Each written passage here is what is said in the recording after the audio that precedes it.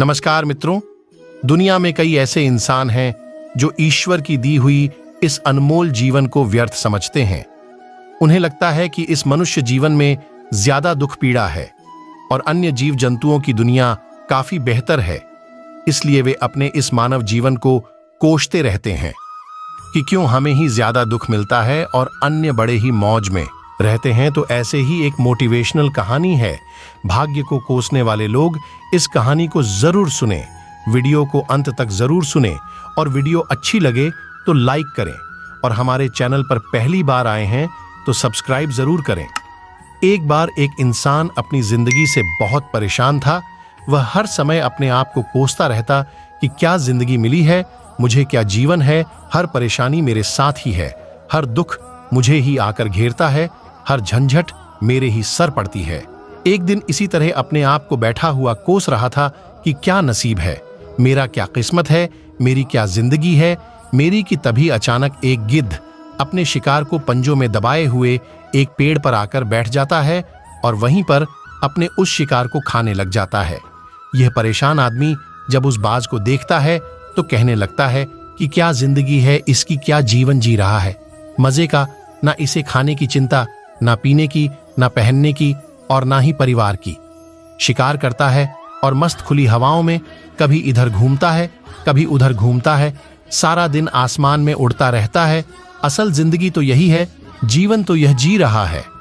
और फिर वह आसमान की तरफ देखकर जोर जोर से चिल्लाता है कि काश मैं भी एक गिद्ध होता तो मुझे भी कोई दुख ना होता, मुझे भी कोई परेशानी ना होती, काश मैं भी एक गिद्ध होता। जब वह 2 से 3 बार जोर जोर से चिल्लाता है कि काश मैं भी एक गिद्ध होता तो मुझे भी कोई दुख ना होता, मुझे भी कोई परेशानी ना होती, तो अचानक आसमान में बिजली खड़कने लग जाती है और आसमान से आवाज आती है कि हे बालक, क्या ये हमने सच सुना कि तू हमारी दी हुई जिंदगी से परेशान है और तू एक गिद्ध बनना चाहता है। तो इस आकाशवाणी को सुनकर वह बालक हैरान रह जाता है और आसमान की तरफ देखकर कहता है कि हाँ, मैं सच में अपनी जिंदगी से बहुत परेशान हूं, क्योंकि हर परेशानी मेरे साथ ही है, हर दुख मुझे ही है, हर तकलीफ मेरे ही साथ है।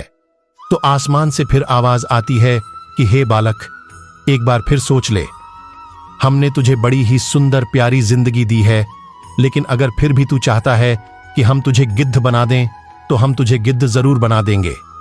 लेकिन अगर एक बार हमने तुझे गिद्ध बना दिया तो फिर हम तुझे दोबारा गिद्ध से इंसान नहीं बनाएंगे। तो वह बालक तुरंत जवाब देता है कि मैंने अच्छी तरह से सोच लिया है कि मुझे गिद्ध ही बनना है और एक बार गिद्ध बनने के बाद मैं दोबारा कभी नहीं कहूंगा कि मुझे इंसान बनना है। तभी ऊपर से आवाज आती है कि जैसे तुम्हारी इच्छा, और फिर वह बालक गिद्ध बन जाता है। गिद्ध बनते ही वह खुली हवाओं में उड़ने लगता है, कभी उड़ता हुआ इधर चला जाता है कभी उधर चला जाता है और सोचता है क्या मजे की जिंदगी है। असल जिंदगी तो यही है, ना कोई चिंता, ना कोई परेशानी, ना कोई डर।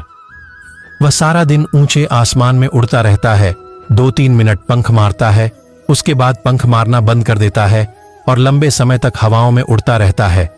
इसी तरह हवाओं में उड़ते हुए शाम का समय नजदीक आ जाता है तो वह सोचता है कि मेरे पास रहने का एक ठिकाना भी होना चाहिए, मेरा अपना एक घर होना चाहिए जहां मैं रात में आराम कर सकूं। तो यह सोचकर वह छोटी छोटी लकड़ियां इकट्ठा करने लग जाता है और एक ऊंचे पेड़ पर अपना घोंसला बनाने लग जाता है। एक एक लकड़ियां इकट्ठा करके वह अपने लिए एक सुंदर सा घोंसला तैयार कर लेता है और रात में उसी में सो जाता है और सोचता है सुबह उठकर शिकार भी करूंगा और सुबह उठकर फिर से मौज मस्ती भी करेंगे, खुली हवाओं में उड़ेंगे।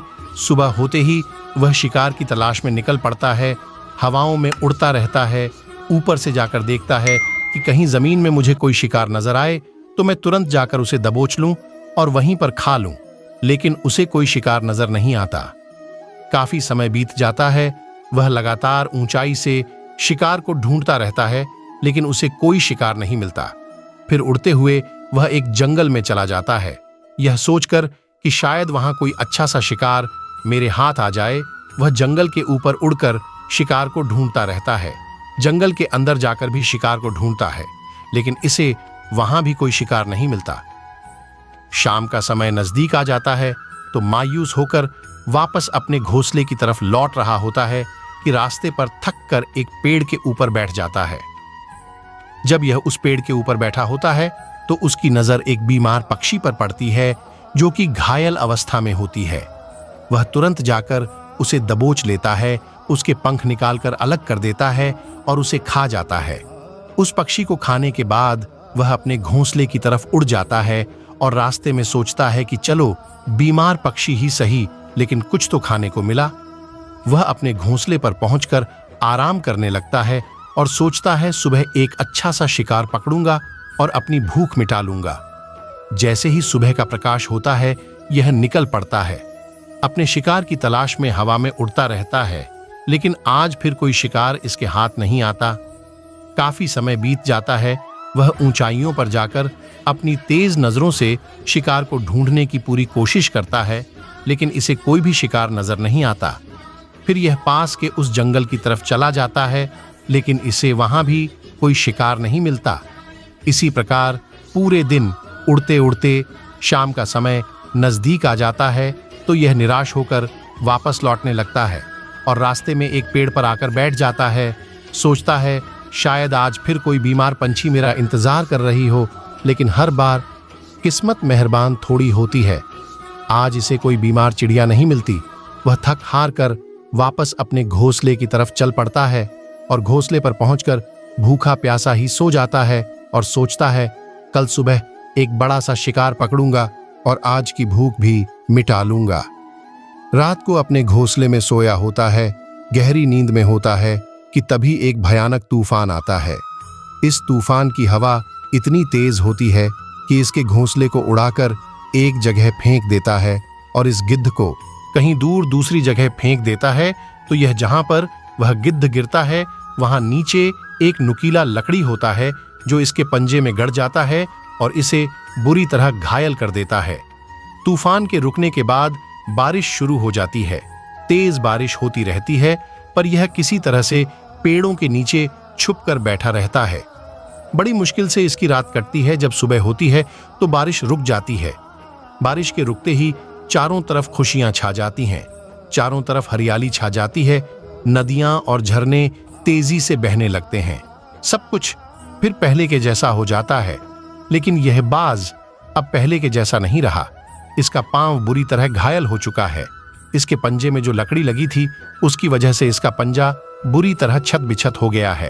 और मैं आपको बता दूं कि गिद्ध का जो पंजा होता है वह उसके शिकार को पकड़ने के लिए सबसे जरूरी होता है, क्योंकि गिद्ध अपने पंजों से ही अपने शिकार को पकड़ता है, दबोचता है और फिर अपनी चोंच के माध्यम से नोच नोच कर खाता है।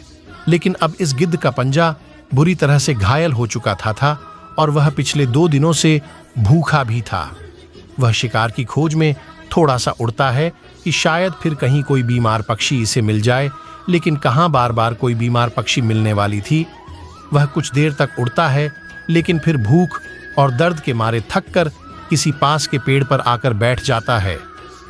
लेकिन उसे पता नहीं था कि यहाँ एक और मुसीबत उसका इंतजार कर रहा है, और वह मुसीबत यह थी कि 8-10 कौओं का एक झुंड मिलकर उसे परेशान करने लग जाता है।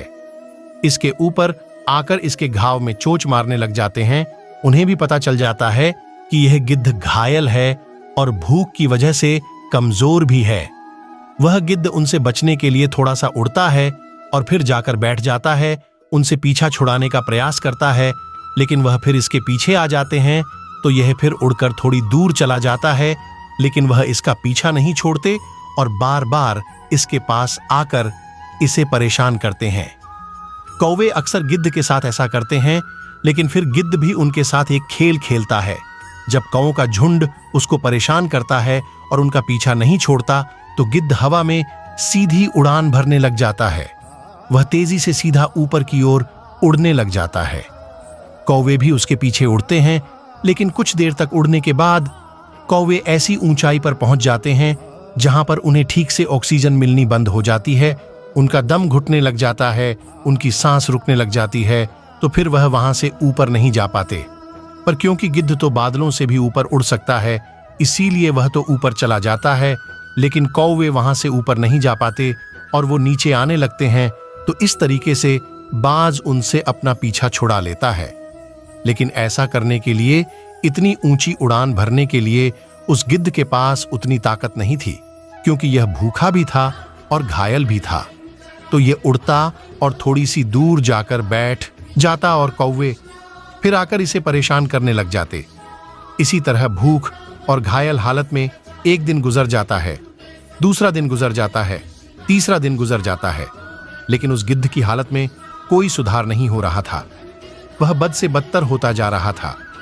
चौथे दिन जब वह बिल्कुल मरने की हालत में आ जाता है, इसके अंदर बिल्कुल ताकत नहीं बचती और इसका शरीर इसका साथ छोड़ने लगता है, तो यह किसी तरीके से उड़कर पास ही के इंसानों की एक हॉस्पिटल होती है, उसकी छत पर जाकर बैठ जाता है और वहां से आने जाने वाले मरीजों को देखता है और अपने आप से कहता है कि काश आज मैं एक इंसान होता तो ऐसे छोटे मोटे जख्मों का हॉस्पिटल से इलाज करवा लेता, या किसी को बता देता कि मैं भूखा हूं, परेशान हूं, मेरे साथ यह परेशानी है, लेकिन आज मैं एक ऐसा बेजुबान परिंदा हूं जो किसी से कुछ नहीं कह सकता, किसी को अपना दुख नहीं बता सकता, किसी से कोई मदद नहीं मांग सकता।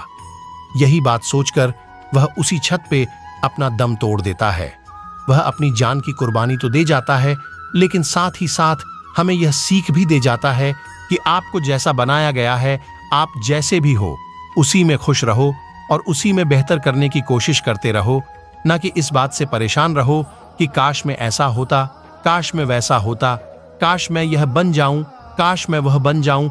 आपको जैसा भी बनाया गया है, आप उसी में अपना सर्वश्रेष्ठ करने का प्रयास करते रहो। दोस्तों, यह कहानी तो काल्पनिक है, लेकिन हमें जीवन का एक बहुत ही महत्वपूर्ण नियम सिखाकर जाती है कि हम जैसे भी हैं अच्छे हैं, बस हमें उसी में अपना सर्वश्रेष्ठ करने का प्रयास करते रहना चाहिए।